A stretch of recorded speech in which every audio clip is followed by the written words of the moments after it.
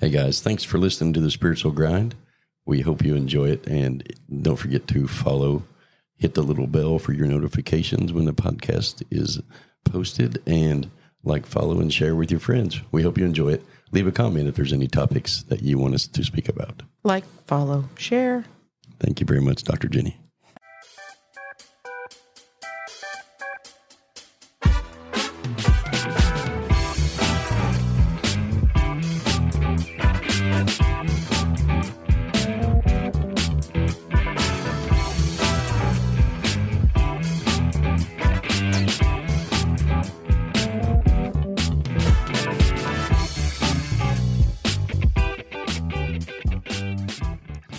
Good morning, everybody. Welcome back to the Spiritual Grind. Good morning. We are live in studio today. We are live. We're going to be, we are live, aren't we? We're on this side of the dirt. Yeah, we are on this side of the dirt. At least on this dimension. We're doing something new today. We are doing something new today. We got that camera in our face, man. Yeah, it's going live on YouTube today for the first time ever on video, actually. Yeah. Well, I guess the second time that I've just never published it before, but now we're going to go ahead and go live on the video. I'm trying to ignore the camera. Why are you trying to look pretty? No, I'm just trying to ignore it's kind of freaking me out a little bit. It is. Or yeah, like you know, stare at it. like oh my God, is it working? Right. It feels like somebody's watching me. You feel like you're being watched? Yeah, what's that song? Somebody's watching me. Somebody's watching. Yeah, I remember that movie. Or that song, sorry. That was a movie. It was in a movie too, but that was on screen at one point or another. But anyway, hey, we have a special appearance today. We do. We do. Do tell. We have Stephen Paul Edwards. Do you know who he is? I do not. I do now. He is a spiritual counselor. He's got a PhD in spiritual counseling, and he has written many books. And I guess his most notable book series, is the Venus Flytrap series. I actually remember reading some of this book when on Threads. Oh. I remember reading, it was like a little highlight clip. But anyway, so we're going to be bringing him in. I think it'll be a great way to continue our series on sex. All right. Let's continue having sex talk. All right, we'll bring him in now. If everybody will, give a round of applause to Mr. Stephen Paul Edwards. All right. Well, hello, guys. Thank you for having me on. I'm looking forward to this. Sorry, that's the studio audience, Stephen. Sorry. That's a loud group there, right? That's a loud group. They must be at a Super Bowl party. Yeah, really. Right. Getting ready to. I guess that is today, isn't it? It is. Yeah. Wow, yeah. I forgot. I don't even watch football anymore. I was a football. What do you mean? I'm an English guy telling you guys when your Super Bowl is. What's up with that? Well, I was a football official for 19 years. For college. Really? Oh, yeah. Wow. I did NCAA. Man, you're the Renaissance man, man. Every time I listen to you, and I've listened to a few of your podcasts, there's something new that comes up about you. That's like, oh wow, he does that too. Oh yeah, if you ever look at our website, you'll see that we have our hands in a lot of stuff. Yeah. Okay. But Stephen, that's a good way to start That's a good way to start a sex talk, right? Yeah, right. Yeah. Do you prefer to be referenced as Dr. Edwards, Dr. Stephen, or just Stephen? Just Stephen's fine. You like Dr. Jenny, right? But I just go by Stephen, yeah.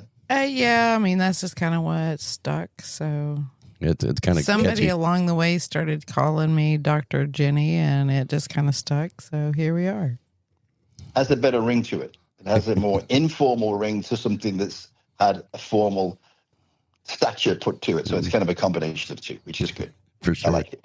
It rings out the tongue for me because, for years she had to, go by my name first as, she was Mrs. James Emery. But now she has the doctorate. It's Dr. and Mr. On the formal introduction. Oh yeah. She flipped the table on you, man. That's awesome. She did. I'm actually working on mine as I haven't finished it yet. But Because not everybody can finish a doctorate and like she did. Okay. No, In no. months. You know, here's the thing. I've never really. The reason I got the doctorate was not for any reason in terms of for publicity or to put it on a book or anything like that. I really got it, guys, because I worked with Tony Robbins for a long time. Oh. And then I started doing my own mind, body, spirit events.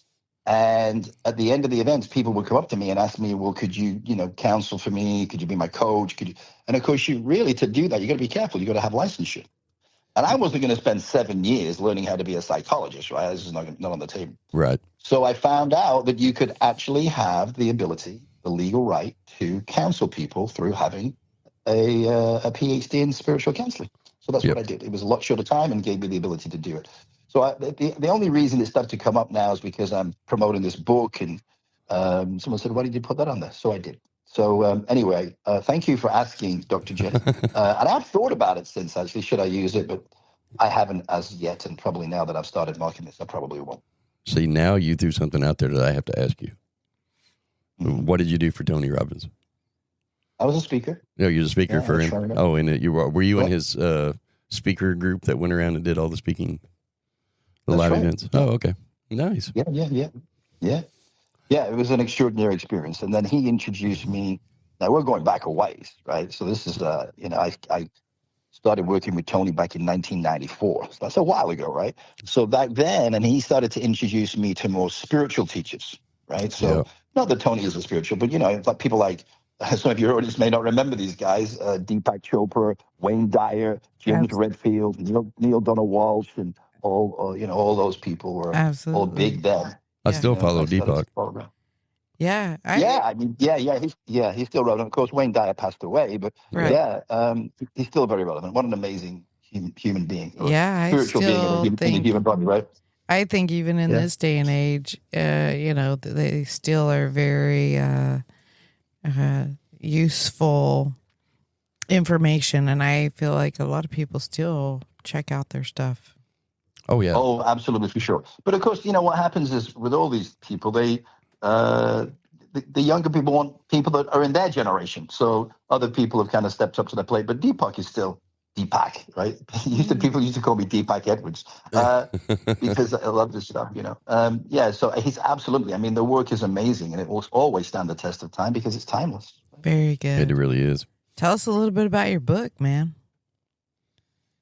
All right, dude.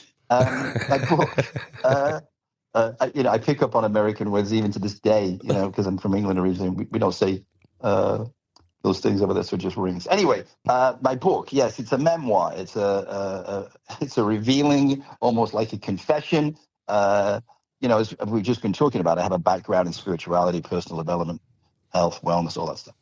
And so this happened for me about 7-8 years ago. And it was a time that I forgot everything I knew. I went into a very toxic relationship, which was perfect, don't get me wrong, but it was toxic. It was toxic for me because I lost myself. And I had to come to the realization, that we all have a light and a dark side to our nature. Absolutely. And until we can own both of them, we're never free. And the freedom comes from accepting both sides of ourselves, right? So she was a master teacher from a soul level, and she came into my life to help me, to teach me. And I came into her life the same. We were mirrors of each other. Right. So anyway, so that's a little bit of background. And the story is just amazing in terms of it was incredibly crazy. Yeah. The things that happened between us, we were both very competitive, both wanted to win. And so we had this battle going on all the time. She was a former international supermodel. Her father is a billionaire. Right? Wow. So she grew up in very,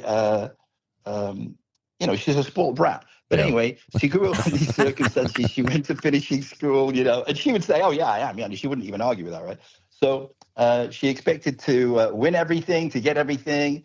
But she was also smart enough, intelligent enough, and powerful enough to be able to do it without anybody giving it to her, if that makes any sense. Yeah, absolutely. So I come along as this English mongrel, right? Mongrel.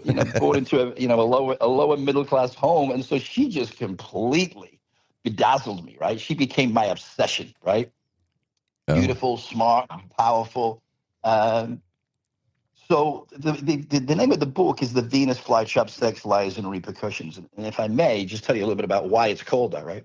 So when we met online. Yeah, no kidding, right? We met online, and I was just completely enthralled with her. Her page on this website. She's an equestrian show jumper. She's lived in Brazil and Miami and Paris. Been on the front cover of Vogue, 2 Vogues, right? So I'm like, oh my God, I've met my perfect match right here. I met my soulmate here, right?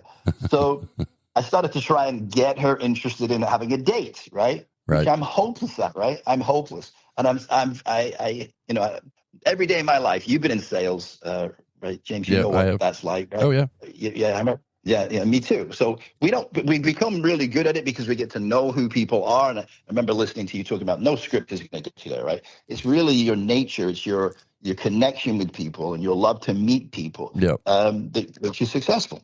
So I'm good at influencing, but in terms of women, although I've been married 4 times, so it kind of sounds like a contradiction. I'm just not good, right? You practiced jelly, right? So and of course, I'm so totally intimidated by her, right? Right. So I'm coming up with these terrible freaking lines and terrible ideas for us to get together.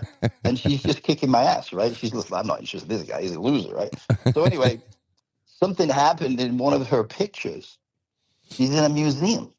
And she's 5'11" in her bare feet, and she's never in her bare feet. She wears 6-inch heels most of the time. So she towers over me, right? Anyway, she's standing in front of this wall of vintage computers. Yeah. No, sorry, vintage typewriters. Vintage typewriters.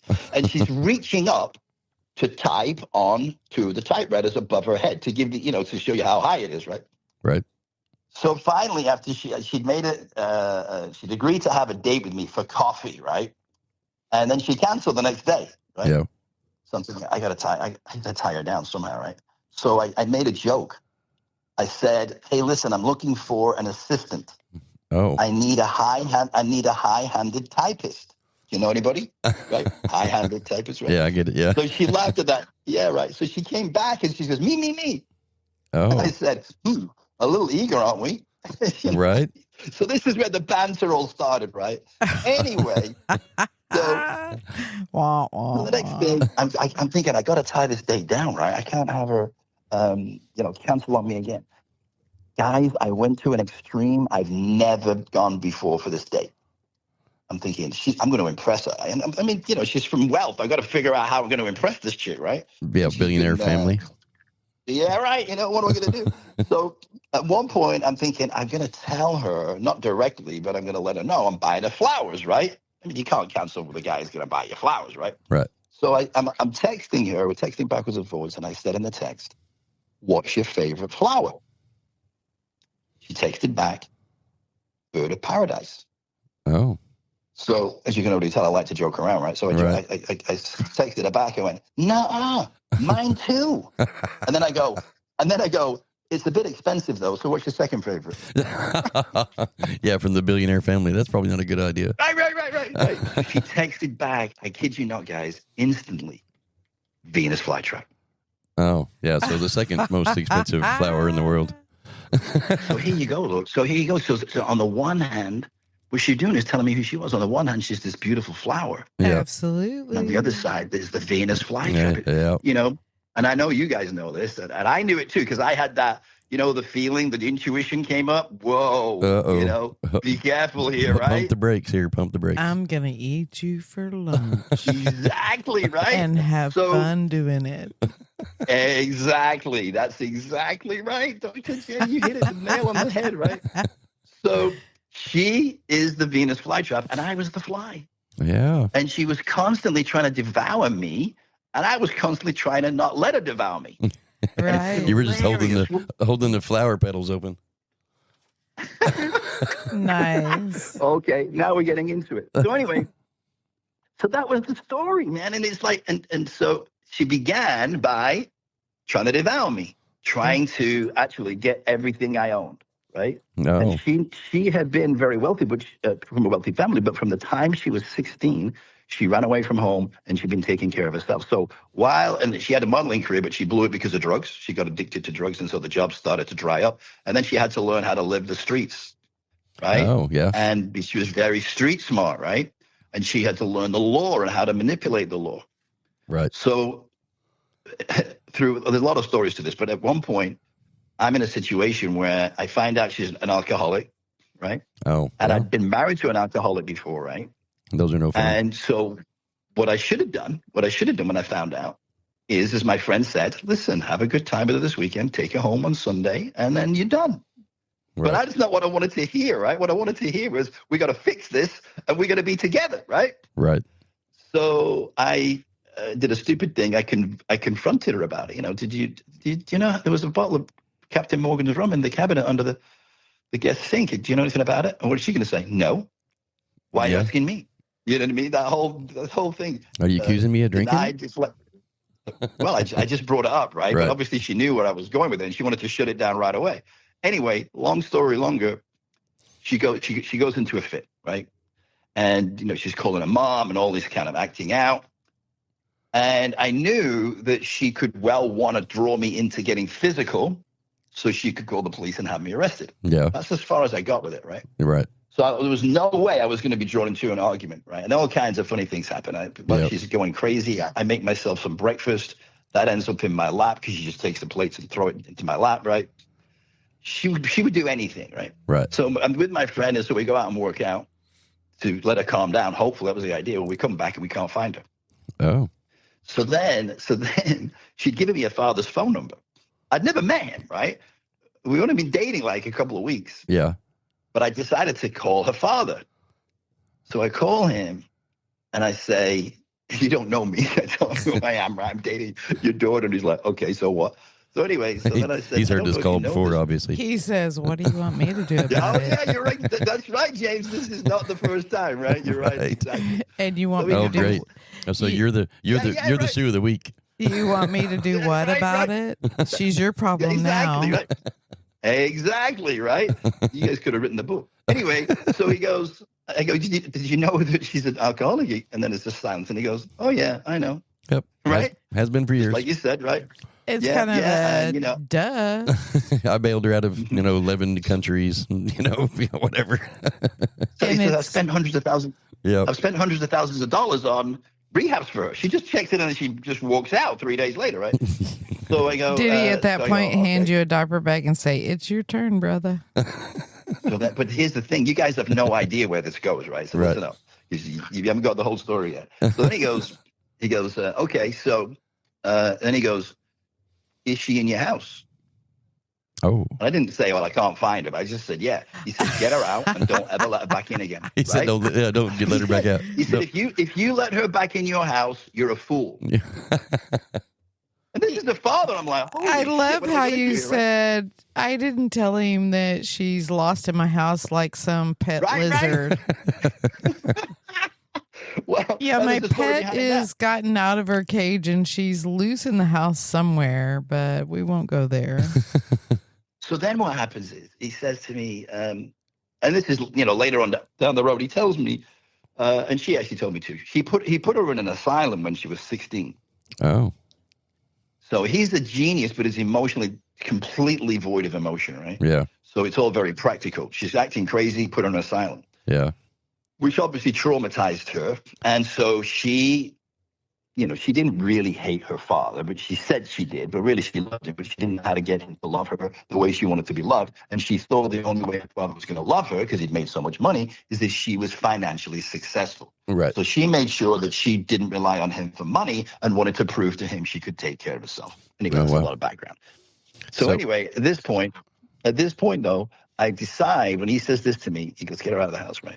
He said, by the way, just like you guys said, this isn't the first time this has happened. And he's telling me, listen, she's had guys like lose everything. And this is what she does, right?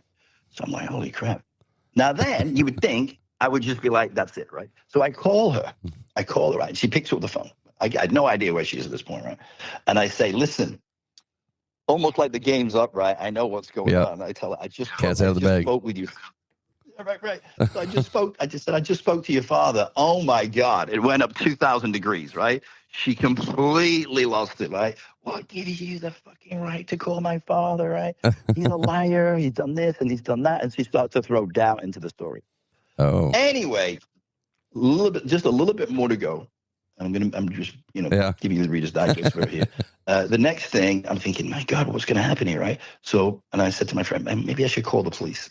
I called the police. You know what they said? They know her. Oh yeah. He goes. Oh yeah, we're on the way. She'd already called them.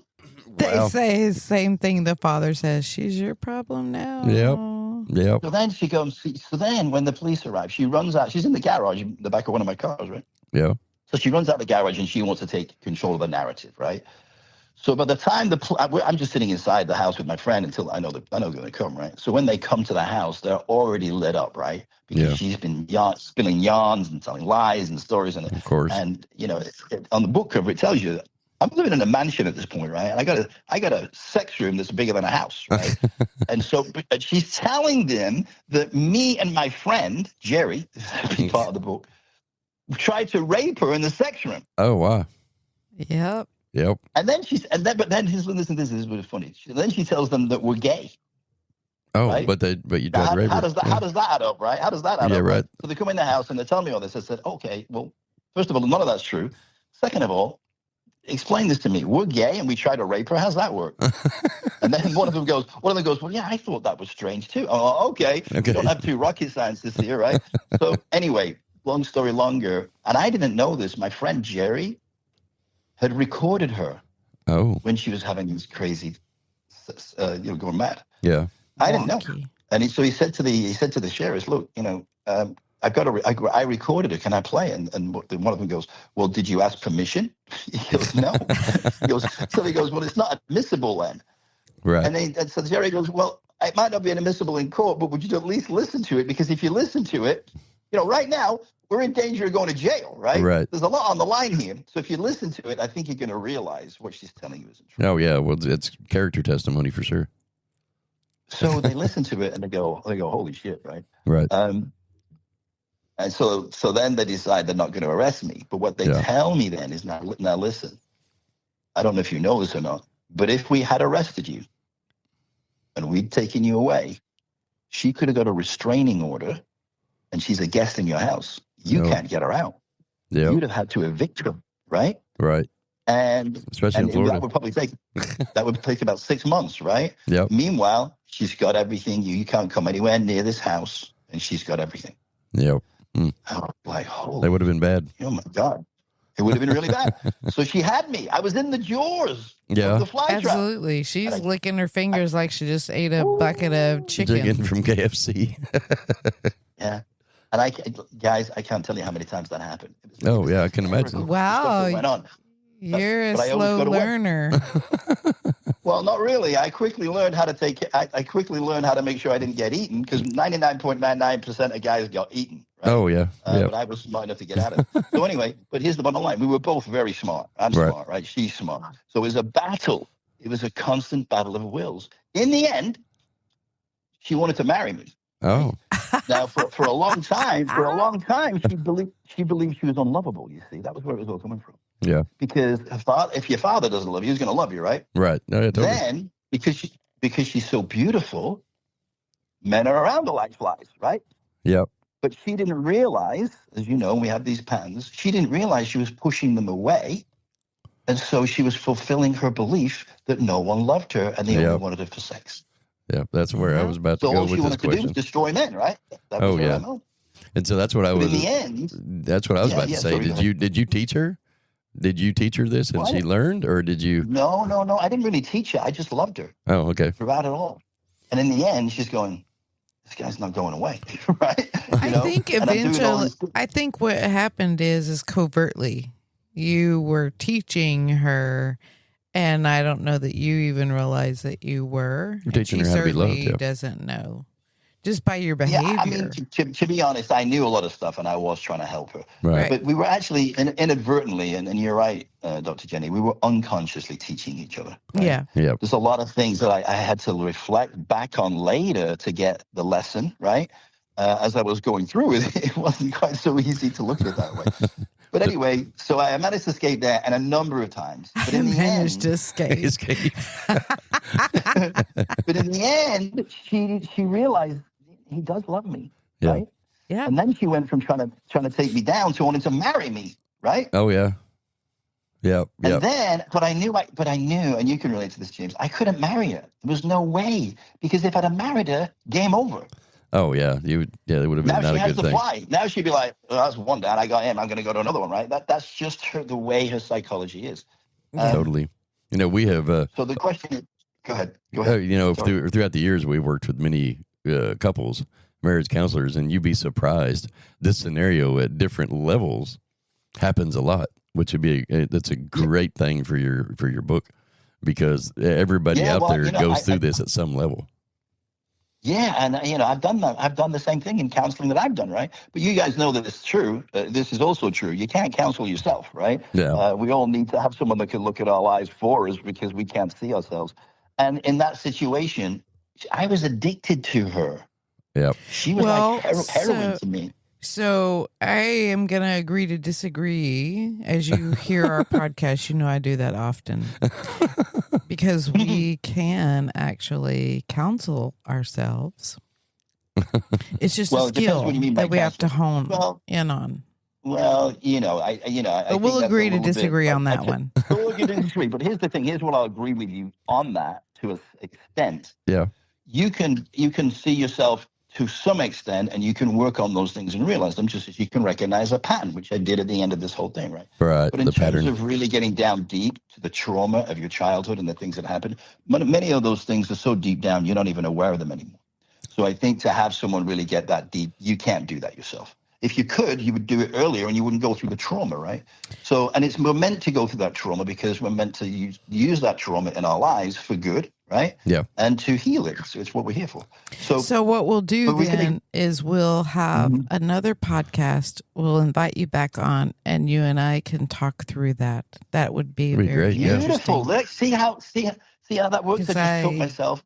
I got myself talking into coming on again. I've got two podcasts with you guys. I'm so happy. Right? I see it differently, Stephen. I see it much differently. I believe isn't that wonderful? Isn't that wonderful? Yes, it is. See things differently. Oh. Yeah, that's how you learn. Me and Jenny and I disagree on things all the time. That's why our podcast is so everybody likes to. We got a call this morning. Wouldn't know why we didn't post one on Thursday because we were busy. Right. But because everybody likes to hear. I heard it was someone's birthday. Happy birthday. It was. Yeah, it was. Oh, thank you. Yeah. I'm holding steady good. at 29. Yep. That's a good way to be. Yeah. 29. I haven't been able to hold steady yet, but. I'm definitely a cradle Robin now, because she's 29 and I'm 53. Yeah, man. Yeah, isn't that illegal? Yeah, well, I guess in some states, I guess. And so I have a big question for you, because I was looking at some of this stuff online when I was doing my due diligence prior to interviewing you. And so my question would be to you, what, I seen where you identified in her, what the issues were that you were seeing, the drinking, the obsessive compulsive behavior, obviously the narratives that she was complaining about and creating within her own world. But what part of that in you did you create? All of it. 100%. 100%. There's nothing that happens in our lives that we don't create, right? I agree. We create it all. So, yeah, 100%. So, and I knew I was doing that, but I was so addicted to it. I was like, well, screw it. I'm going to enjoy it anyway. She's like a yo-yo. Yeah, and so here's the thing. I am attracted to adventure, to chaos, to excitement. Yeah. I'm an adrenaline junkie, right? And so I was getting all that along with the craziness, but the craziness also gave me an adrenaline rush because I had to figure out how to get out of it. Yeah. Right? So we were just mirrors of each other. Just like I said, I was in an asylum at 16. So was she. Yeah. We both had almost the same experience, except, she was born into tremendous wealth, those kind of things. But at the core, we'd all been through similar trauma and both had... She had daddy issues. I had daddy issues.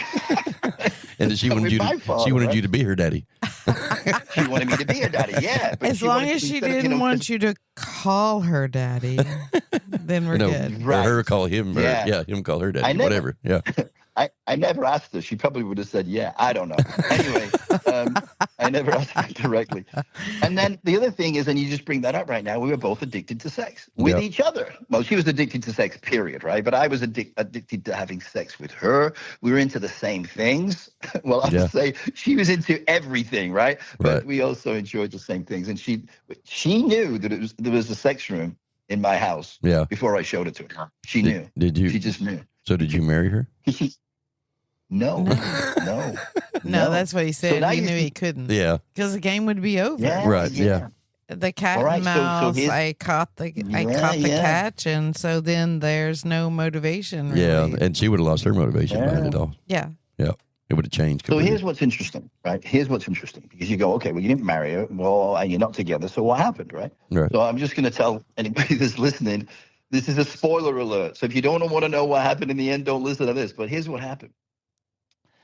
At Christmas, my friend Jerry, who's in the book all the time, he bought me a gift for Christmas, right? And he bought me a stack of books on psychology, because he knows I love that, right? And then one of the books was called I Hate You, Don't Leave Me. I know that book. And that book is all about borderline personality disorder. Yep. I know. I've read that book because my previous wife was like cycling like that. I read that book many years ago. About how it's very old. It's one of the first books. It was one of the first books written on borderline personality disorder. But I read it, and it was her on the page, guys. They were using cases. I'm not using the name of not the real name of the person, but they were using case studies, and I'm like, that's her. That is her. Not in a negative way. It's like as you probably know, there are 9 different symptoms of borderline personality disorder. She had them all to an extreme. All to the borderline too. So over the borderline, that's a good point. I love that. So now here's the issue, right? So I read in the book that borderline personality is treatable. Okay, that's what I read. But what I said in my mind is it's curable, and it isn't curable. It's not curable. What you can do is if you go to therapy 3 times a week, you can live with it. Well, it's manageable. I think it's manageable. I was going to say manageable. Yeah, it's manageable. Yeah. Yeah, I don't know that there's anything in the human world that I believe in the psyche that is completely.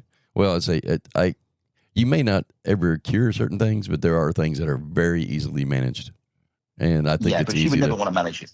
But she would never manage it. Why? Because she was terrified of ever going to a therapist, because she was terrified that they might put her back in the asylum. Right? Yeah. Whether that's rational or not, that was her belief. So she would never go to therapy, number 1. Number 2, all her addictions were a survival mechanism. She would never give them up in a million years, because they're a way for her to escape reality, which was way too much for her to handle. So did you find that anytime you deal being, because you do counseling as well, when you deal with those people with borderline personality disorder, do you find that they've on majority been overly spoiled? Like they've been, because almost everyone I've ever talked to that I have worked with or I know, they were at one point in their life completely spoiled. They have no idea about the value of a dollar, the value of morals, or of ethics. And, it seemed like it very much is, every time I can actually take note of with people I've worked with or know that they have been completely spoiled at one point in their life. Well, yeah, it wasn't necessarily coming from wealth, but being spoiled. Yeah. Yes. You can totally agree. Sure. Yeah. That's why you can have it in so many different levels. Yeah, right. So they're totally entitled. They'll just do whatever they want to do and think that that's the right thing to do. Just do whatever they want. Right. And of course, they have tremendous fear of abandonment, right? Yes. They're terrified of being abandoned. So, I mean, at a level that most people could never imagine. It's like someone sticking a dagger in their heart, right? Yeah, I feel like some of it's sprinkled with just that self-confidence of, I can't do it myself unless this person, a codependency almost. Total codependency, yeah. And I was codependent too. Right? Yeah. I was codependent on her. Of course. So you got two strong codependent people. It's a recipe for madness, right? Oh, I can imagine. And I actually have a book that I give away that's kind of a little bit of a a sneak preview of what you're going to expect from the book, and it's called Madness and Mayhem, because it was madness and mayhem, and you know this, James. She could go from loving me at 10 a.m. to hating me at 11 a.m. Right. or even sooner. The mood swings, and I was diagnosed with manic depression when I was a kid. Of course, we know that as bipolar now. Yeah. So I could have mood swings too, right? Yeah. But to the degree that she could, and the chaos that created was just. Oh yeah, the rapid cycling stuff is insane. I lived through that. So, I mean, I'd go from having a 5-minute positive conversation to ducking wine glasses, and or stuff like that. It was insane. It was like, and then what's crazy is somehow inside you figure out a way to blame yourself to make it feel better. I guess I don't know. It was a cycle for me that I went through. Yeah. Blame, I think, as well, but and also just say, listen, I can walk away from this if I want to. I'm choosing to stay. No one's forcing me. It's on me. And I go, do I really want to stay? And I go, hell yeah. Right. I mean, she was amazing and we had incredible times. And I was very fortunate back then. I had developed my speaking career with, Tony Robbins, Robert Kiyosaki, and all these gurus. Right. So I was making $1 million a year. Yeah. Right. Living in a mansion. I've got a Bentley. I got a Rolls Royce. Things are going pretty well in my mind. Right. But those things were just ways for me to not have to face who I am, right? Or to face those things, right? Because when you're in that situation, you're not being forced into doing that. And sometimes when you're teaching it, you don't, it's not one thing knowing what to do is another thing doing what you know, right? Right. So I had a lot of things around me that were protecting me, but also trapping me. Yeah, right. Totally. But the point I wanted to bring up was we were traveling all over the world, right? We were living a fantasy life. Nothing about our life was real, right? We didn't have to do anything. We didn't have any kids. We could go where we wanted, do what we wanted. Yeah. And we took advantage of that, right? Yeah. So we had the point I wanted to make was I also, as much of the trauma and the chaos, we also had an amazing time. Yeah.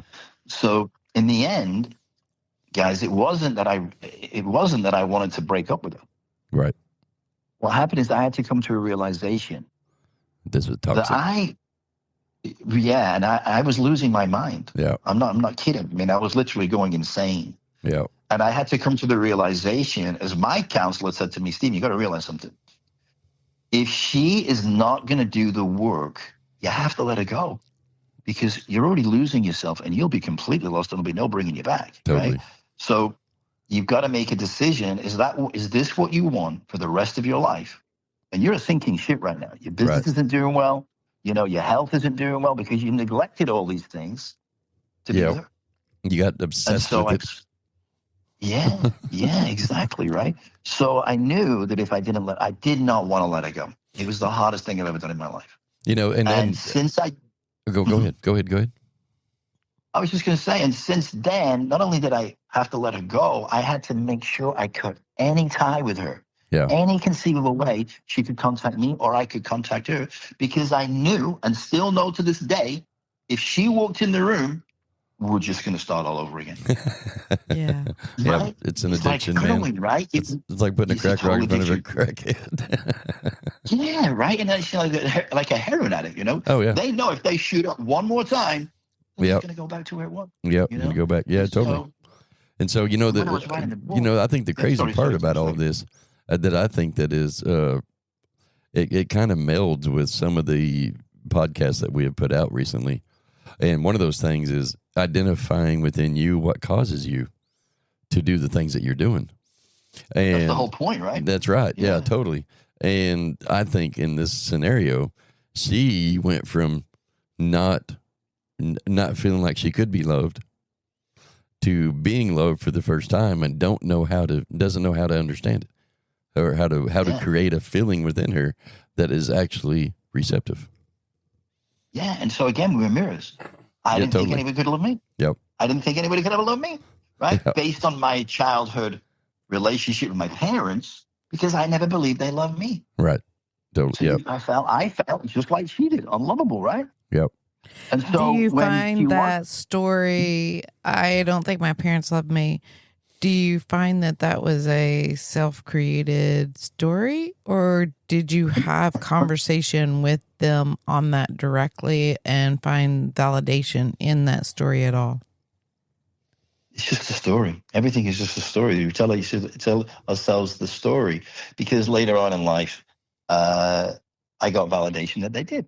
Yeah. It was obvious. Right? Yeah. Right. And then once that happened, that story was not necessary anymore, and it just evaporated. Right. Yeah, that's Yep. right. So I never had a relationship with my father at all. Uh-huh. Right. And Right. now, in fact, I just got back from hanging out with him. We have a blast together. We have an amazing relationship now. Nice. Yeah. Nice. But I had to let go of all that stuff, right? All that gook, all those lies, and Yeah, that's what we limiting have to beliefs. do with all of the different sections of the life pie, including sex. We create stories and we don't even validate to see if they're true.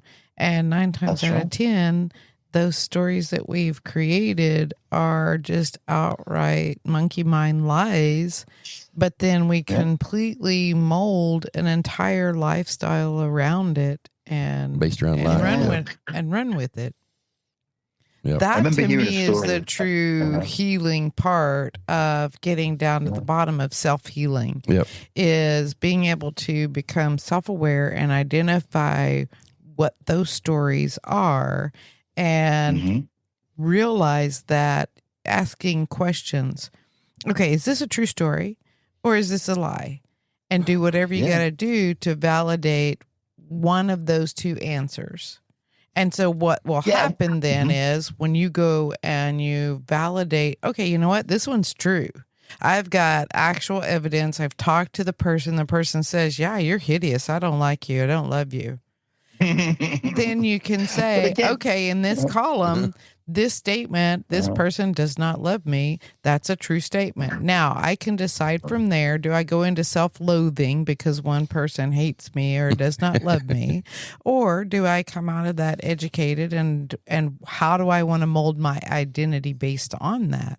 Right. Then when you go and you do more scientific analyzation of the statistical data, say that 5 times backwards. And you find out that it is a lie, then you get to make the decision, okay, this is an outright lie. I'm going to file 13 it, or I'm going to continue to play with this because it's such fun to just live in the chaos. Yep. You get to make a decision, and that's the control part of it. And if you decide, okay, I don't want the chaos anymore, I'm going to dissolve this and I'm going to create a new story that is true. My father does love me. And from there, I'm going to create a brand new relationship. That's what the actual self-healing is, and getting to the bottom of how our mind blueprint is actually constructed and how to do the work around it. Yeah, see, I think that's a really, really good feedback there, actually, because we never fix anything that we don't self-identify. Yeah, and you know, one of the things you said, Dr. Jenny, when you were talking to James, because he was saying, you know, sometimes when I've had doing these therapies, I carry some of the toxicity with me afterwards. Yeah, and you made a great point when you said, well, maybe you're taking on too much responsibility. You're not the healer. You're the facilitator. That's right. They're healing themselves, right? yeah. So, but they've got to be willing to do that. I wanted to share this quick story with you that Tony tells. Yeah. Tony. Two young boys at home with their father, sitting in the living room. The father's a drug dealer, right? Mm-hmm. And he's got a stash and some money under the seats on the sofa. Anyway, the SWAT team come to the house. Oh. They come bursting through the door. He reaches for his gun, and they shoot him dead in front of the two boys. Wow. Oh, wow. Now, here's the thing. It's the same event, Yep. right? Truth has nothing to do with it.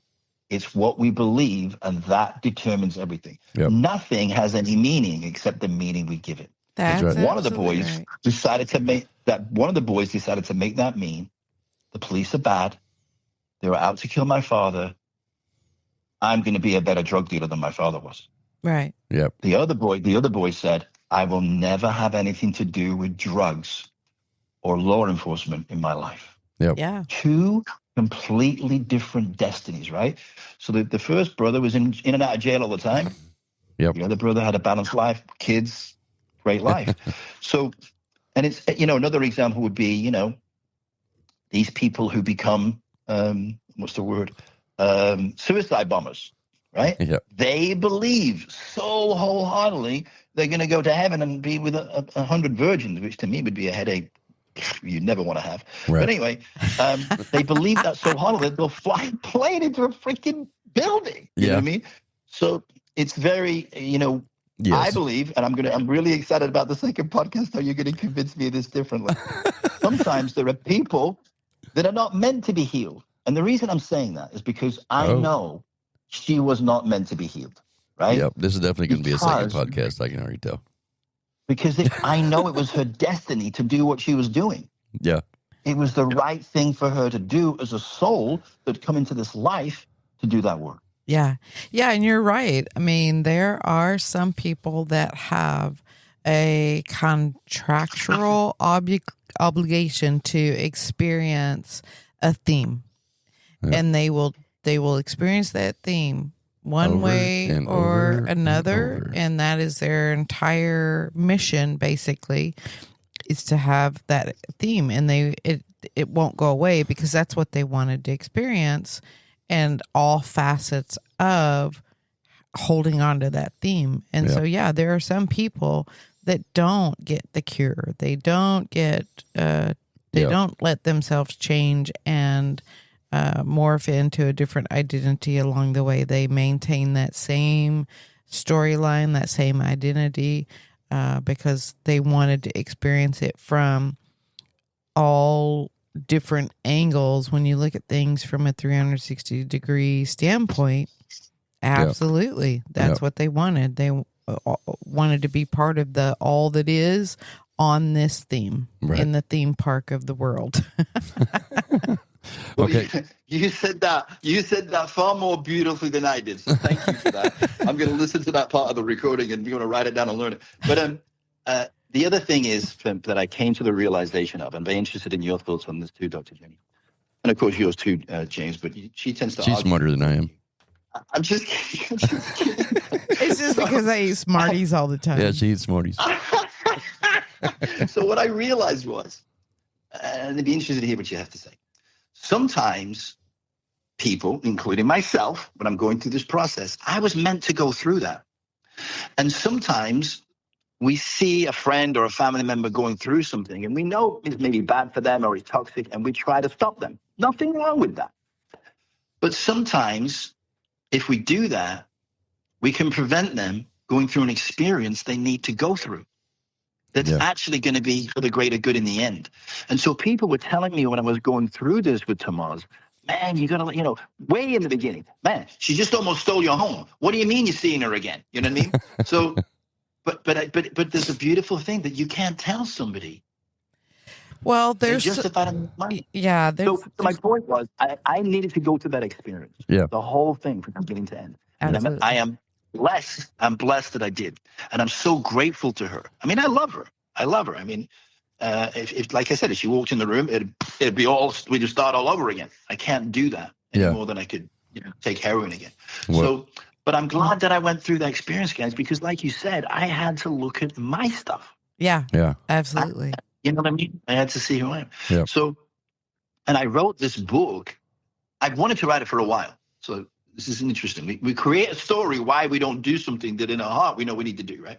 Yeah. And the story I told myself was, because I obviously went into another relationship after that, and I'm thinking, how can I write about this sex room, this super international supermodel, the madness that we went through? And this woman know about that. She's going to leave me in a heartbeat, right? And I wouldn't want to put her through that trauma, right? So in the end, I had to decide not to be in a relationship. Yeah, totally. So that I could do something that I never really done before, and that is really reflect on my life. When I was a kid, my home environment was traumatic for me. Yeah. And so all I wanted to do was run away. I wanted to run away from home, and I did. And I never stopped running, guys. But what I realized in the end, I am my home. Yep. I was running away from myself. Yeah. Right? Everybody does it. at some point or another. Right. I was even keeping journals, but I never read them. I would do a journal all the time, but I never read it. What was the point, right? Yeah. So anyway, about 3 years ago, I said, that's it. I've always in a relationship, usually gone from one to another. And I said, I'm just not going to be in a relationship. And that is where the healing from now, just to be clear, I mean, none of us are fully healed, right? It's a lifelong journey. But I am so much more healed because I took the time to reflect, go through it from I'm going to call it a higher perspective, but reflecting on it from outside the situation. It's been so cathartic. Yeah. And I've recognized patterns that I no longer need because the healing happened inside of me. And all we're doing is creating a mirror of what's inside of us so we can see ourselves, right? Right. And I realized those things. So there's no longer any need for them. And I'm so happy to be on my own. I spend a lot of time on my own and I'm happy to do it. I'm never bored. I'm never lonely. And I'm happy, right? Yep. So hey, I'm not saying I'll we're never getting be a little in a relationship, but I'm happy that I'm not. We're getting a little long in the tooth. We're gonna have to like tell me where your book's available here, and we'll Have continue you ever this. heard that? We just got started, guys. I know, right? Have you ever heard that from where you come from, Stephen? We're getting along in the tooth. Have you ever heard that phrase?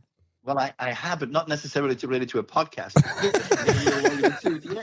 It is an old saying. I have, Dr. Jenny, you're right. So you obviously have a lot of handle on a lot of different cultures, even countries. Have you lived in England? No, she has. I haven't in this lifetime. Go ahead and break it out. You're going to. But I love how you say that. This lifetime, yeah. Yes, I do. I do love England, and I've obviously been there at some point. There'll be many days where I feel like I need a spot of tea, and I enjoy it immensely when I get to have a spot of tea. Spot of tea, yeah. It's nice. It's nice, my love. Yeah, very good. Yeah. Listen, get yourself up the apples and pears, get some rest, and I'll talk to you when you wake up, all right? You've lost your mind. So where do we find your book at, Stephen? Where's it for sale at? Okay. Yeah. Oh, yeah. I forgot I wrote a book. So the book, I say to people, look, I don't expect you to go buy my book, but I'd love to get to know you more. And I'd love you to go to my website, where I give away a free book, the one I mentioned earlier, Madison Mayhem, so you can get a taste of the book and learn a little bit more about the book. And give me your email address, and I'll keep in touch with you. The address of the website, thank you for asking, by the way, is vft23.com. VFT, Venus Flytrap. 23. Which we got to talk about the number 23 at some time too. Oh yeah, totally. Yes. So what we'll do is after the podcast here, I'll reach out and we'll get another schedule so you and Jenny can have your debate. Beautiful. I love it. Yeah, I can't wait. Jenny likes a good debate. I'll warn you. She's pretty good at it.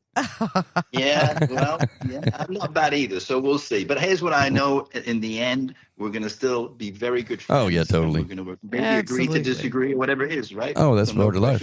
That's part of the whole life contrast, for totally, sure. Totally. And well, we appreciate it. We appreciate you coming on today. And it's Stephen, been great fun. I appreciate you kind of giving me your stories, and we'll definitely have to do this again. And we'll bring in some good topics. That'll just them juicy ones. I'm actually going to start. Just so you know, we can talk about this later, but I'm going to start my own podcast too. So you guys are definitely going to have to come on there with you. I love it. Good. Welcome to the team. We just did our 200th episode actually. Congratulations! A lot of things to celebrate this week. Oh yeah, 46 countries and multiple. I mean, we have more sites on our website than we do in actually the podcast hosting site. But we love it. Didn't you also change? Yeah, didn't you also change your tile for your podcast? Now you got a different one. Yeah, we gave everything a makeover. Fresh new coat of paint. You know, we just recently got interviewed for Brains Magazine, and I had a website guy look at it, and he was like, we need to back. I learned about all that. Remember, I think I was telling you about it.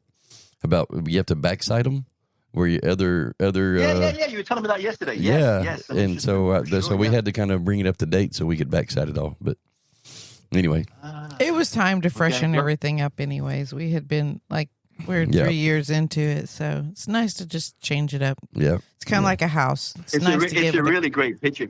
It's a really great picture, guys. Thank Oh, you. thank you. Yeah. Yeah. That's Yeah, that your is. energy just emanates. Your energy emanates from that beautifully. Oh yeah, Great. that's what everybody says actually. But they all, even We in just person, like they having say the same fun. thing. We just like having fun. I'm man. not. I don't bullshit. I just tell you as I see it. Well, Stephen, we appreciate you being on today with us, and I'll definitely reach out and we'll get another schedule. And what's that? Hang on, we have the crowd out here is like saying bye. They're waving at you. Oh, nice. Yeah. Wave bye to Get Stephen, back guys. to the Sugar Bowl, all of you. Hey, Steve, we appreciate you all, and we'll catch you on the flip. Thank Sounds you, great. Thank you, Stephen. guys. Bye. Bye. See you. Bye-bye. All righty then. Well, that was definitely a lot of fun. Yeah. That was fun. Yeah, he's got some good energy. He's got some great energy. He's a character for sure. For sure. And we'll put all the links to his social media and everything on the bottom of the description of this on our podcast. And we appreciate everybody listening today. And I know it was a little bit of a different style, but hey, it was fun still. We enjoyed it. Yeah, absolutely. Always love having other people on.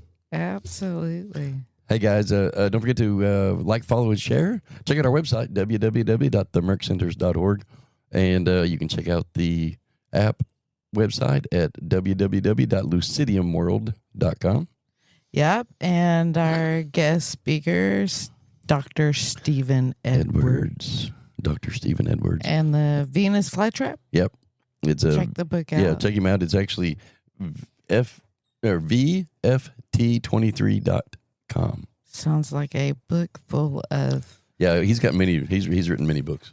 yummy, He's written hot, many. steamy sex and chaos. Lies and videotape. No, just kidding.